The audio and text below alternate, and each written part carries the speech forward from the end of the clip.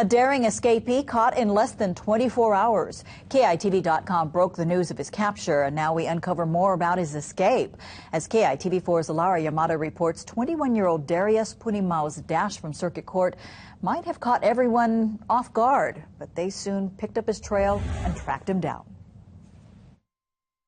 There it is. Through that hole in a holding room at Circuit Court, 21-year-old Darius Punimao did the unthinkable, the never done before. I think he probably saw Mission Impossible, and he probably got the idea. State Sheriff Sean Suha says on Wednesday Punimao was one of up to a dozen inmates or custodies waiting to talk to their lawyers before court. There was a high amount of custody that day.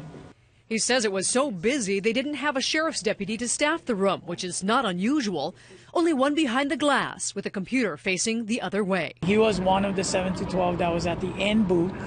At around 11 a.m., they say Punimao somehow reached up, escaped through the tiles in the ceiling, leaving only footprints and a slipper behind. He made his way using the supports for the different conduits and AC venting.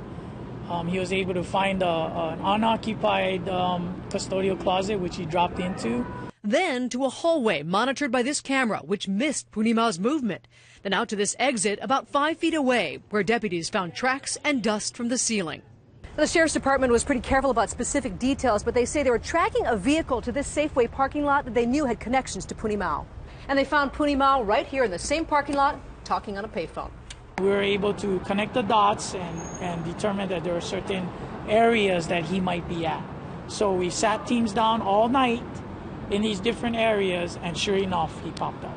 Suha says they're taking a three-pronged approach, reinforcing the ceiling in the holding room, tightening how they track inmates within facilities, and reviewing every step to make sure what they never thought was possible will never happen again. I just want to let them know that you can run and you can hide a little bit, but the Sheriff Division is going to catch you. Now, you may remember there was some confusion yesterday that maybe a second inmate had escaped. Well, it turns out there were 2 inmates at Circuit Court that day with the same last name. One had just been released. The other one, Paula, was in the process of being transported to OCCC, but for more than an hour, the van he was in was stuck in traffic. All right. Thank you so much, Lara. What an interesting story.